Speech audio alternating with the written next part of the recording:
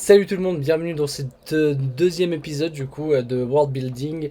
Et aujourd'hui, comme vous l'avez remarqué, on va parler d'Aquaman et de cet univers de sous-marin. A noter que toutes les images que je vais vous montrer sont soit générées par l'IA que vous pouvez trouver sur le site de Midjourney, soit trouvées sur Pinterest. Donc toutes les images vous pouvez trouver sur Pinterest, faites par divers artistes. Voilà, et aussi, avant qu'on se lance dans le vif du sujet, j'ai une petite surprise pour vous, donc restez jusqu'à la fin et je vais vous la dire. Alors, pourquoi Aquaman? C'est très simple, c'est parce que du coup j'ai vu le film il y a quelques semaines, le 2, et aussi parce que en fait mon univers en fait il a plein de choses qui sont développées sauf ce qui se passe dans la mer. Et je me suis dit que ça pourrait être bien de commencer par ça, comme ça je remplis déjà une grosse case qui est manquante dans mon univers, et je voulais commencer par Aquaman. C'est le roi de la mer, il est marié à Mera, il se bat avec un trident et il a toute une armée de soldats de mer à sa disposition. En ce qui concerne sa petite fiche personnage, du coup il a un trident donc il se bat avec cette arme. Le trident va faire 20 plus 4d10 de dégâts, parce que j'ai envie. Et Aquaman, évidemment, il possède une magie liée à l'eau. Son passif lui permet de respirer sous l'eau, de nager très vite. Il peut parler avec et commander les différentes créatures maritimes. Il a des résistances naturelles, donc il réduit les dégâts physiques de 40 points et les dégâts magiques de 20 points. Son autre passif est force surhumaine. Il a un bonus de plus 8 sur les jets de force. Son dernier passif, c'est une régénération aquatique qui lui permet de régénérer plus vite ses points de vie et ses points de mana quand il est dans l'eau. La première compétence, c'est du coup lancer de trident. Le trident du coup fait des dégâts perforants qui ignorent 20 points d'armure et qui fait du coup, je crois, oui, 15 plus 4d10 de dégâts. Sa deuxième compétence, c'est du coup la défense ultime du roi de la mer. Il tourne rapidement son trident et il crée du coup une défense physique impénétrable. Vous voyez, ça se voit que je m'y connais en combat.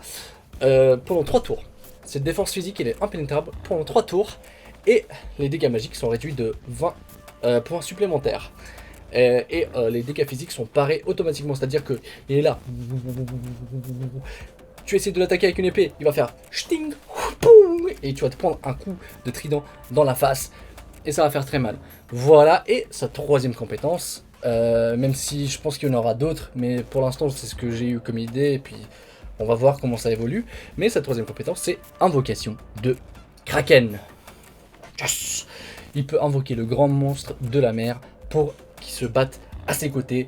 Et voilà, c'est génialissime. En ce qui concerne ses statistiques, je suis parti du fait qu'il est à un niveau 17 du coup, avec une force de 18, avec une dextérité de 14 en surface, et 18 quand il est dans l'eau.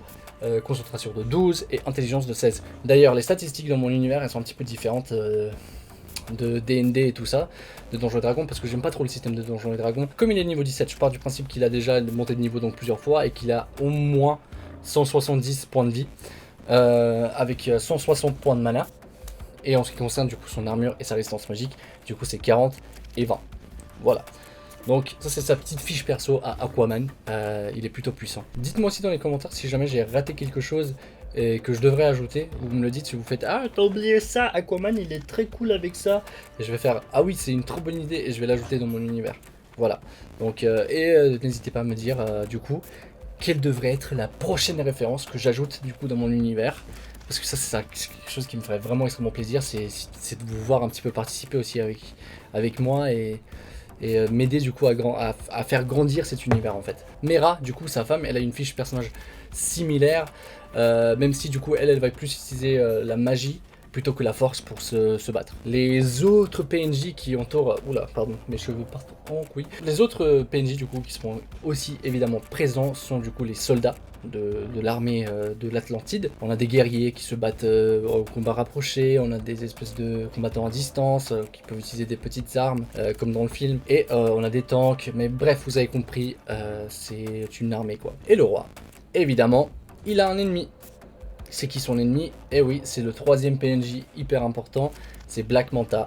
C'est l'ennemi juré d'Aquaman. C'est un humain du coup qui veut venger son père, et du coup pour cette raison là il déteste vraiment beaucoup Aquaman. Son armure qu'il a, c'est plus une armure créée par l'Atlantide, ou alors un peu, mais c'est plus une armure du coup technomagique qui a été créée à l'extérieur d'Atlantide et qui a été conçue du coup pour lui permettre de nager plus vite aussi, de respirer sous l'eau pendant des longues périodes, de réduire du coup les dégâts physiques de 30 points et les dégâts magiques de 15 points. Il a du coup le couteau de son père et il possède évidemment aussi les armes un peu plus modernes on va dire, donc des armes un peu plus explosives, des trucs comme ça. Et il a aussi une petite armée à lui du coup à qui il a donné des espèces de véhicules sous-marins pour qu'il puisse voyager sous l'eau et puis se battre à ses côtés. Les compétences du coup de Black Manta sont le grappin qui peut aller jusqu'à 50 mètres. Il a son laser de ses yeux là qui tire de ses yeux qui fait pas mal de dégâts physiques et magiques. Du coup son laser fait 20 plus 3d10 dégâts de laser plus 2d6 de dégâts de brûlure. Voilà. Et comme c'est un humain qui est en train de se battre avec des êtres un peu plus, on va dire, surnaturels, qui ont des énormes résistances, il a deux compétences intéressantes qui sont du coup double attaque. Donc il dépense 10 points de mana pour lancer une attaque supplémentaire. Et il a une quatrième compétence qui est du coup triple attaque, où il dépense 25 points de mana supplémentaires pour lancer une troisième attaque. Voilà en ce qui concerne Black Manta.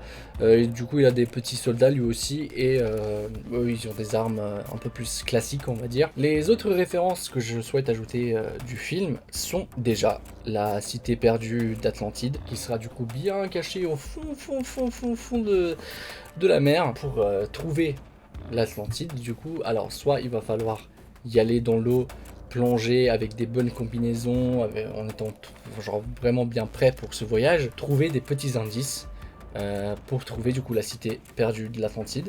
Ou alors la deuxième étape pour trouver l'Atlantide un peu plus facile, celle-ci, c'est être invité simplement par le roi ou quelqu'un qui habite là-bas. Évidemment, aller dans les profondeurs, ça veut dire aussi des combats avec les créatures maritimes. Et on sait tous que plus on va loin sous la mer, plus on tombe sur des créatures un peu plus fortes, plus dangereuses, plus grosses aussi. Et un autre truc que je surkiffe dans l'univers d'Aquaman, ce sont du coup les petits véhicules qu'ils ont. Donc c'est les véhicules sous-marins, donc en fait il y en a vraiment plein en fait qui peuvent aller à grande vitesse, qui permettent aussi de respirer évidemment sous l'eau. C'est un peu comme des voitures, mais vous avez des petites commandes. Évidemment du coup j'ai ajouté dans les magasins, les différents magasins, surtout les magasins qu'on peut trouver proches des ports. On peut acheter du coup des combinaisons technomagiques qui permet du coup de nager plus vite sous l'eau, de respirer sous l'eau et tout ça. Donc voilà, ça c'est un petit ajout que j'ai mis dans mes magasins, que les gens peuvent acheter. Je n'ai pas encore déterminé de prix, mais je pense qu'une combinaison comme ça, qui te permet d'aller sous l'eau vraiment aussi loin que tu veux, respirer pendant très longtemps, c'est quand même quelque chose qui pourrait coûter assez cher. Et comme tout dans mon univers est très cher, bah ça sera sûrement dans les alentours de 2000 voire 3000 pièces d'or quoi. Et évidemment du coup Aquaman et ses soldats, bah en fait eux ils utilisent plutôt des créatures maritimes pour voyager, donc ils ont des requins un peu en armure, des hippocampes géants et tout ça, donc ça aussi c'est ajouté dans l'univers. Pour ajouter du coup en ce qui concerne l'Atlantide, la politique de l'Atlantide en fait tout simplement c'est un peuple caché qui veut rester caché.